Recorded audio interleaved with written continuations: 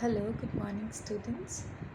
Hope आप लोग अच्छे होंगे, अपना ध्यान रख रहे होंगे, अपनी हाइजीन का, अपनी हेल्थ का ध्यान रख रहे होंगे और साथ ही साथ अपनी पढ़ाई पर भी फोकस कर रहे होंगे। तो आइए आज हम एक नया चैप्टर डिस्कस करते हैं। Chapter number 34 and the chapter is gardens, playgrounds and open spaces. उद्यान, खेल के मैदान और खुले स्थान।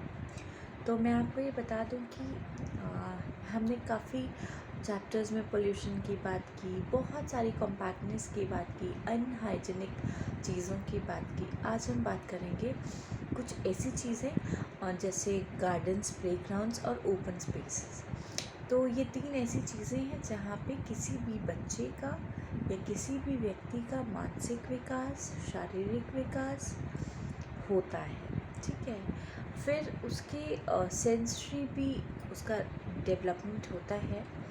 उसके बाद आज आपने देखा होगा, देखते होंगे आप लोग, जब आप दिल्ली, मुंबई या मेट्रो सिटीज़ में जाते हैं तो आपने वहाँ पे देखा होगा कि वहाँ पे क्या होता है कि लोग एक कॉम्पैक्ट जगहों में रह रहे हैं। लोग प्रेफर कर रहे हैं कॉलोनीज़ में रहना, बने हुए एस्टेट्स में रहना। ठीक है, तो वहाँ पे क्या होता है कि कोई भी उस मतलब प्लेग्राउंड्स की फैसिलिटीज़ नहीं होती। लेकिन आजकल क्या है, ये जो कॉलोनीज़ वगैरह हैं, आजकल जो अलग अलग अपार्टमेंट्स बन गए हैं, तो उसमें क्या है, ये फैसिलिटी दी गई है ताकि इस चीज़ को ध्यान में रखा गया ताकि बच्चे कहीं और नहीं जाएं। उनके सेफ्टी, उनके प्रोटेक्शन पॉइंट ऑफ व्यू से ये चीज़ रखी गई है, ये चीज़ें बनाई गई हैं। तो गार्डन्स क्या है? गार्डन्स ऐसी जगह है जहाँ पे बच्चे को आप बहुत सारी चीज़ें खेल में, प्लेइंग बाय डूइंग या फिर डूइंग बाय प्लेइंग आप सिखा सकते हैं।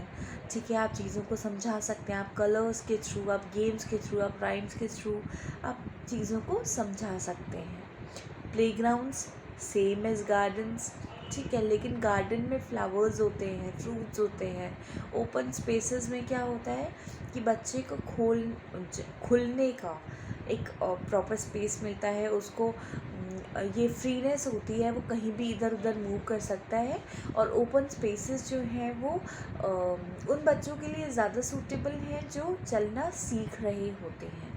ठीक है, अब हम बात करेंगे उद्यान की, या फिर उद्यान जो होते हैं गार्डन्स की।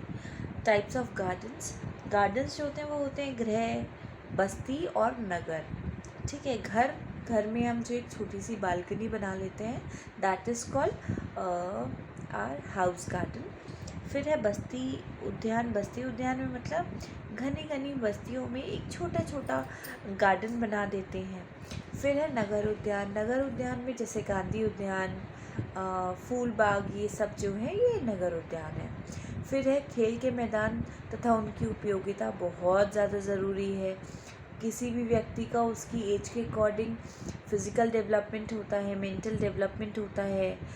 बच्चे जो होते हैं वो भेदभाव से बचते हैं, आपस में मिलना जुलना सीखते हैं, मैनर्स सीखते हैं, एक मोटिवेशन आता है बच्चे में कॉन्फिडेंस डेवलप होता है, बच्चे में आलस ख़त्म होता है, एक दूसरे के साथ अपने थॉट्स रखना सीखते हैं, हेल्पिंग बिहेवियर सीखते हैं, स्पिरिचुअल चीज़ें सीखते हैं, कल्चरल चीज़ें सीखते हैं। फिर है खुले स्थान, ओपन स्पेसेस।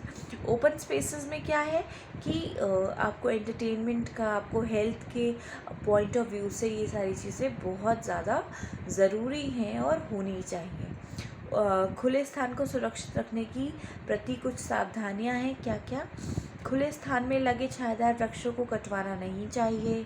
खुले स्थानों में आमतौर पर गंदगी नहीं फैलानी चाहिए। बच्चों को कूड़ा करकट मैदानों में नहीं फेंकना चाहिए। उन्हें मोटिवेट करना चाहिए कि हाउ टू यूज़ डस्टबिन्स। फिर कॉलोनी के प्रत्येक व्यक्ति का कर्तव्य है कि अपने आसपास की जगह को हेल्दी रखें, क्लीन रखें। फिर ज़मीन के नीचे, घर के नीचे भराव नहीं होना चाहिए। फिर जो हमारे सांस्कृतिक अवसर होते हैं, उनमें कल्चरल एक्टिविटीज़ होती हैं, उनमें मिलजुल कर पार्टिसिपेट करना चाहिए।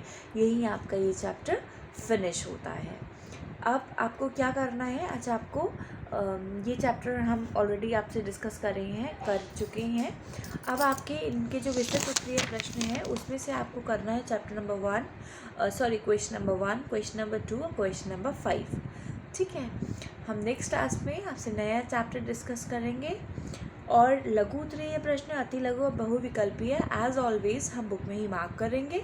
तब तक अपना ध्यान रखिए, सेफ रहिए, हाइजीन और हेल्थ दोनों का ध्यान रखिए, पढ़ाई पर फोकस करते रहिए और अपनी नोटबुक को मेंटेन करते रहिए। Take care, bye bye.